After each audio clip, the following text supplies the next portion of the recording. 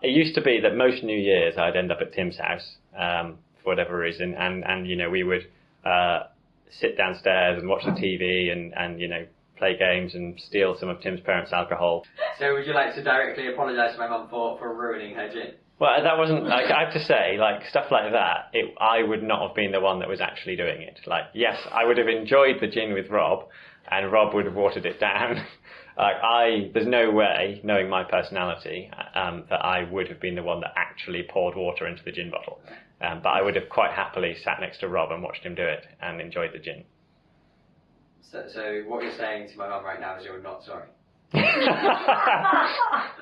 I mean, yeah. You look into the camera and just say what your heart wants to say to my mum right now. Nikki, Rob did it. It wasn't me, it was Rob. Thanks for the gin, Mrs. Gauntlet. What do you think was the kindest thing you did for Timmy? The kindest thing I did for Timmy?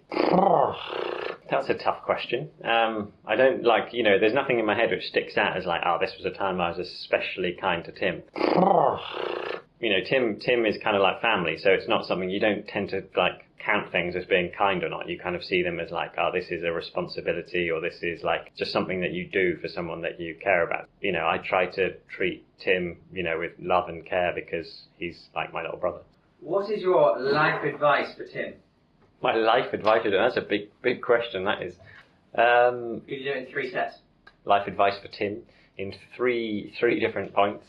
I guess the first thing would be like just general for everyone, which is finding something that you enjoy doing, and find something that makes you happy and focusing on that, because ultimately, if you like doing it, you're going to want to do it, and you're going to be very committed to putting time in because you enjoy it. So I guess that's the first thing, as for anyone, is to find something that you enjoy doing and you're happy with.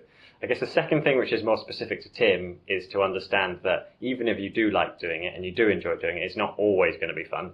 And there are going to be times where you look at it and think this is dull and there's other stuff I'd prefer to be doing. But in those times, just to, you know, stick with it and to trust that if you keep on going with it and putting your effort into it, that you will come out the other end of that tunnel and it will become fun again and you will get the benefit from it. And I guess the final thing would be to...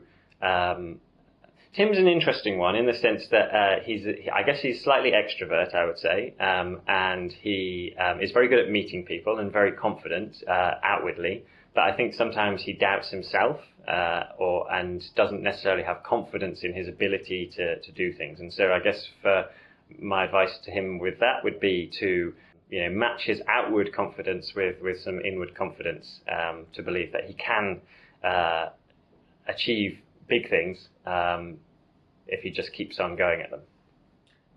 Anything specifically to Dad?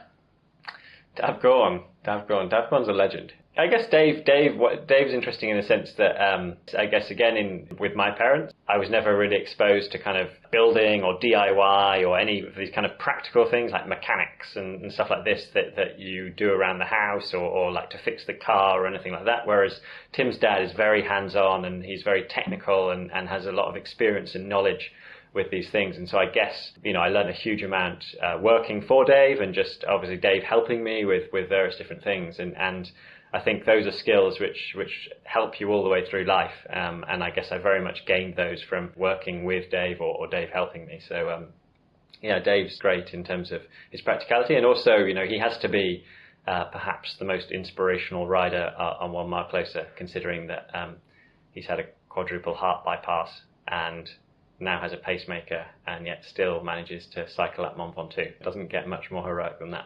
I don't think it's really my place to give your dad advice. Like, I think that, you know, probably help if you put stuff back where you found it and kept stuff organised in trays. Having cleaned out Dave's van on multiple occasions, I would be very happy if he were to put tools back in the box where he got them from. I mean, Tim's parents are kind of like my second set of parents in a way. I learned a lot from them.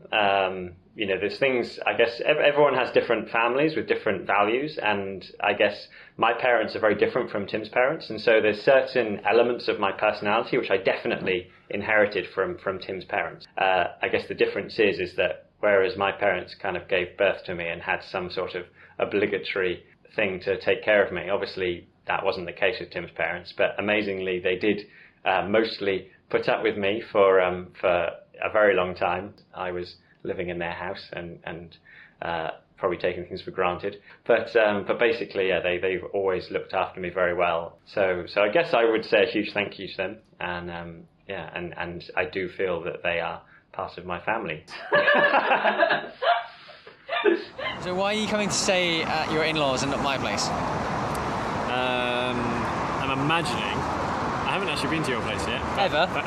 Ever? I'm imagining that you have a room in a shared house which may not have lots of space for me to sleep unless I sleep at the bottom of your bed.